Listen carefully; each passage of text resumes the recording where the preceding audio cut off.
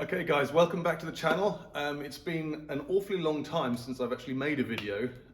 Work has been really busy. I've also not been posting much at all on Instagram, and some of you actually commented, what's going on, where are you? So yeah, just to give you a little bit of a recap really, as I say, work has just been full on. So I've been down in Holland, delivering a project down there, just sort of overseeing the last stages of that project. Then pretty much from Holland, I went straight down to La Château, where I actually posted a couple of images on Instagram, where I oversaw the delivery from another project. And every time that I do that, it's like a week or 10 days away. Holland was actually slightly more extreme. I was down there for on-off for about a month because it was such a massive project for us. So really important one. But essentially now that it's August, all of the projects have been delivered, and I've taken a little bit of time off for the family, or with the family. So we also went away, just my wife and I. The kids, they don't generally come on holiday with us anymore because they're all too old, which is fine. And it all just mounts up. So it's been like a couple of months, maybe 2 or 3 months, I don't know what it is, since I last made a video. So I'm finally back up at the workshop, and even in the workshop I've sort of seen changes. There's some tidying up happening over there, and everything's sort of quite dusty and cobwebby because I just haven't been here. The Porsche, I've done a lot of footage on putting the Porsche back together, but I think you've probably realised with the updates that I give on Instagram versus the updates that I have on YouTube is I'm quite far behind with the uploading the content versus the progress of what's been going on. So actually, as I'm looking at the Porsche now, there's far more progress than there is that I'm showing on YouTube, purely because I just don't have the time. So yeah, sorry about that. Somebody just came in through the door or wanted to come in, so I had to stop filming. What I was saying was, having a full-time job and trying to do projects like this and uploading them to YouTube, it's very time consuming, and things just start to back up or build up. And ideally what I'd like to do is do it all in virtual real time. So if I make a video, do some work on the Porsche on the Saturday, then I'm uploading it by Sunday, because then you're more a part of it. And also it really helps with things that I get stuck on, with the Land Rover or even the BMW or the Porsche, to upload once you're doing that job, and then ask questions from people who, subscribers or viewers who know more than I do. Then it's really helpful. But at the moment, I'm probably on the Porsche,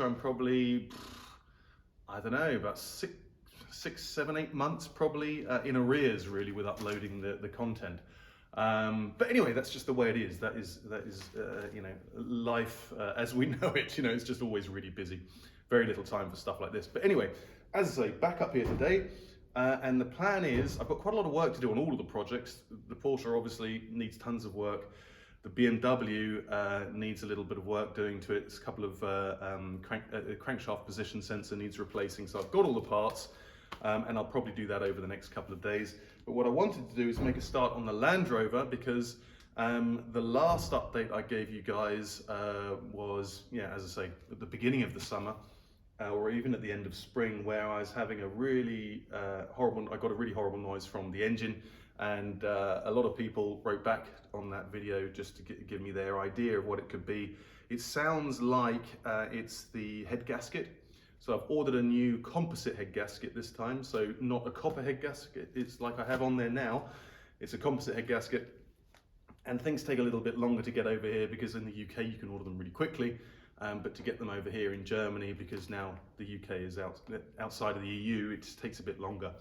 And most of the things you get over here either come from Craddocks or Paddocks, so it just takes a long time.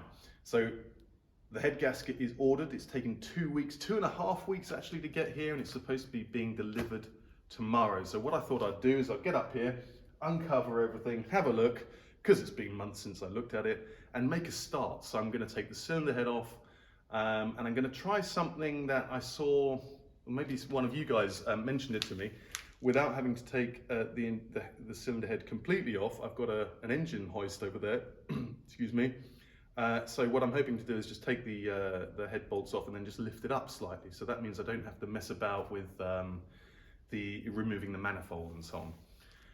So that's what I'm hoping. So I'm going to make a start. So I've got where's my Haynes manual? My Haynes manual's right over there. All of my tools are here, which is good. As I say, get everything uncovered and make a start. I've also got,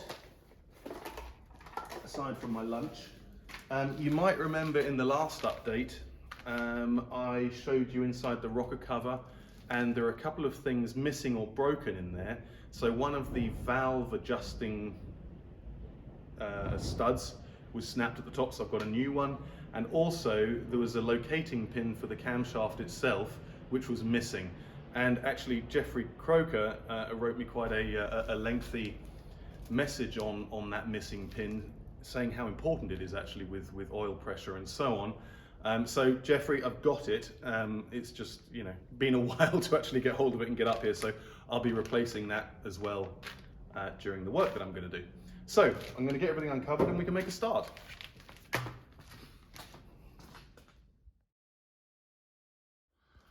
Okay, so got the engine uncovered. As I say, it's all very dusty, but yeah, that's just the way it is. So what I'm probably going to do is I've got to remove this here, or push it at least to the back, take the pipes off here, and also just create access by removing this breather hose here. And then I'll probably have to take this cowl off, and I'm going to have to drain the coolant to a certain extent. So I'm going to have to remove the top hose here.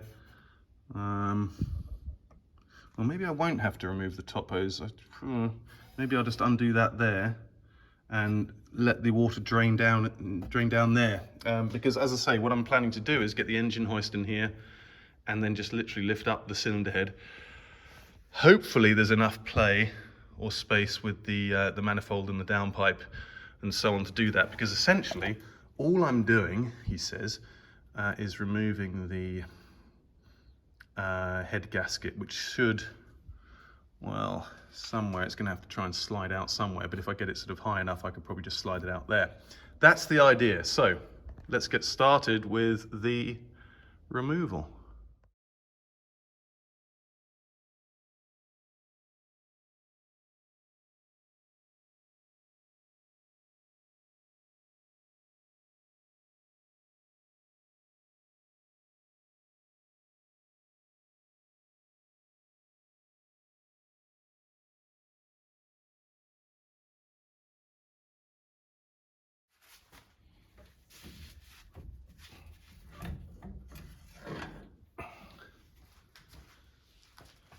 So got the cowl off, got the air filter off, and now I'm going to cover that up. Come on, let's do it with tape. Look at that, there's cobwebs in the... Jesus, in fact, what is that? There's a bit of plastic or something in there. Oh, rubber. Look at that. That's interesting. I wonder where that's come from. Look at that, I don't know if you can see that. There's like a big chunk of rubber in there. Don't know where that would have come from. If it's in the top here, then presumably it's come from the air filter. So, that's not so cool. So if there's any more of that in there, we'll have to have a look. I'll clean it out later. Whoops. Anyway, boom, that goes on there. Let's try and tidy this tape up a little bit. Don't know if anybody else has noticed this, but masking tape seems to be getting thinner and thinner these days and more expensive. So it's very difficult to actually find a good masking tape. It's ridiculous. Anyway, let's put that in there, that back there, and we can carry on. What I'm going to do next, I'm going to remove this breather pipe, I think, just to make sure I've got enough space here.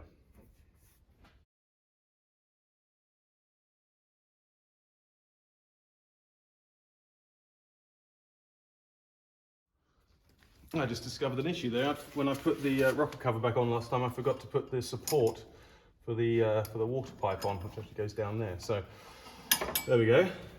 So I've just disconnected the temperature sensor here, just taken off the breather valve as you just saw, and I'm just wondering what else I need to take off. If I'm just literally picking the head up like that, I'm gonna have to take the spark plugs out, because obviously if I don't do that I won't be able to access the cylinder head bolts. And what else? Oh yeah, drain the system. That's why I took this cover off, so I can get in here. So I think I'm going to do that next.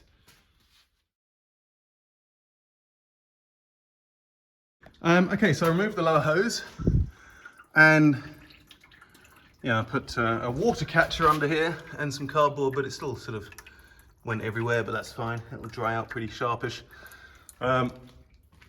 So to be honest though, it's high time I flush the system, because the coolant water's been there for ages. And yeah, that means now I can undo this, these clips here, and then I'll move on to removing the spark plugs.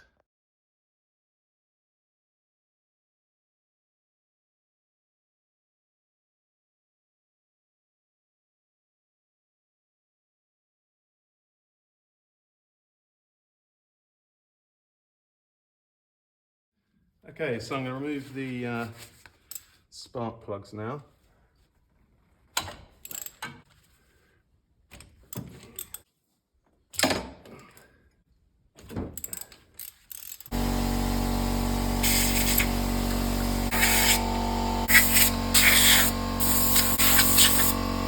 Probably worth blowing down the entire engine, because when I take the head off I don't want any stuff going in there.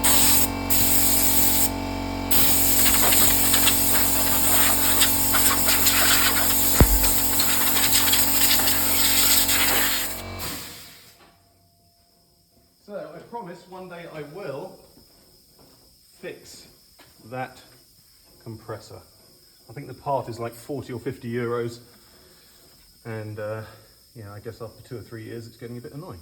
Anyway, so spark plugs out.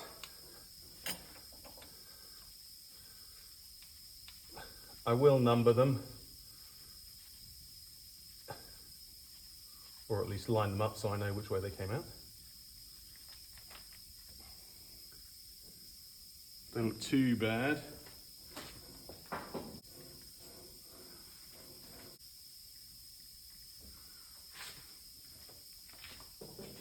Okay, so what next? I think I'm going to take this top hose off.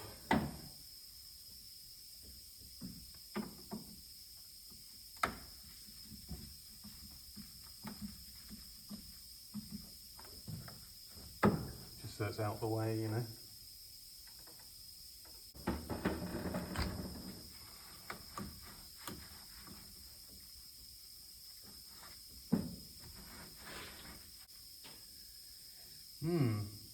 See, that thermostat looks pretty grubby in there. It's not old, but it's got lots of crud. Ideally, I would take that off and clean it, but I'm not sure that I've got another gasket. I guess I could make one. And look at the paint coming off. All my lovely duck egg blue paint from Paintman. Anyway, no big deal.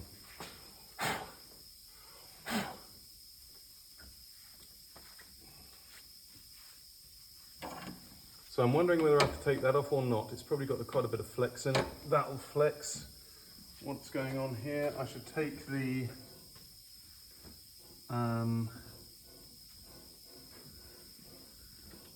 throttle cable off. I should definitely do that, yep. Okay, so let's do that then. Oh yeah, okay. There's a few more things here that have got to come off, haven't they? The heat shield. Where's that connected? The heat shield, no wait, the heat shield is only connected then to the manifold. Fantastic. Okay, that can stay. Stop any crud going down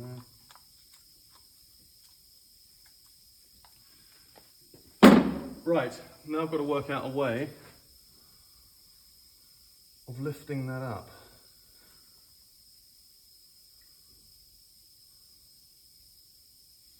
First of all, I am going to... What am I going to do? I'm going to undo the cylinder head bolts. I'm guessing with that lower hose drained, that all the water's drained from all the ports. I'm certainly hoping that's the case. Right. Let me have a look through the Haynes manual to see the removal sequence.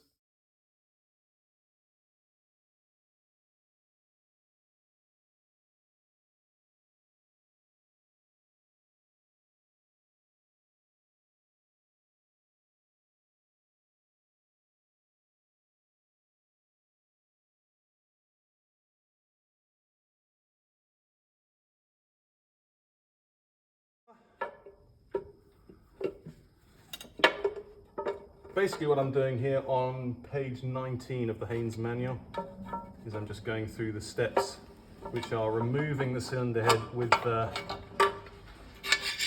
engine, in the vehicle. Okay, so what next?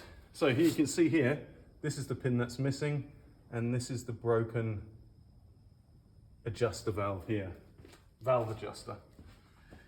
So it says, undo the large and small bolts retaining the rocker shaft brackets to the cylinder head, but do not attempt to remove the rocker shaft at this.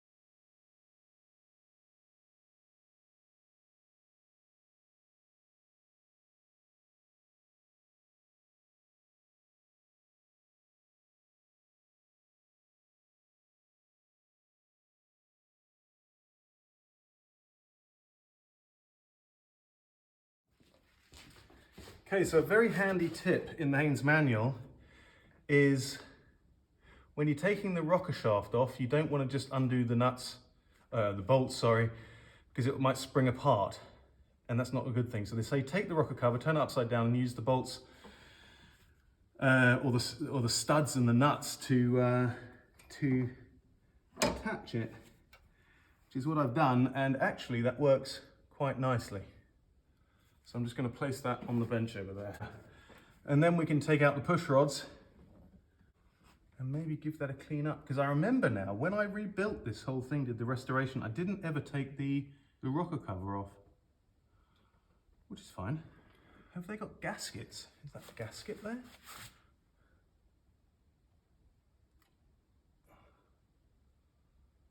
Build up of something. I'll have to clean that then. I wonder if I'm going to have to end up taking this cylinder head completely off the car. Let's see. Okay. Right, let's remove the rest of the bolts, cylinder head bolts.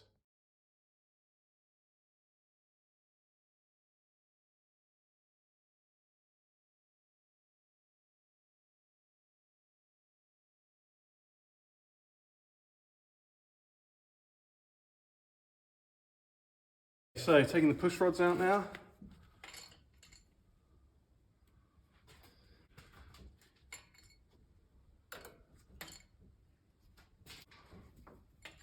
There we go. Right. So let's see how that comes up, if at all. Right, this has obviously got to come off this hose here, but I think that's completely free now. Nothing at the back. Okay, so that's moving. Essentially this hose at the front here, which I need to get off.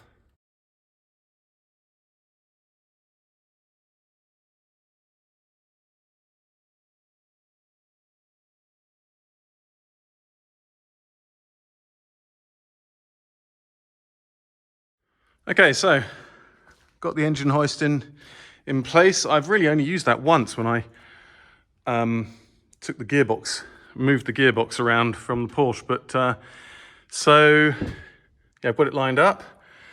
The cylinder head is now free. It's loose from this hose here. I've obviously removed the, I think that's called a banjo banjo bolt there, the oil feed up to the cylinder head.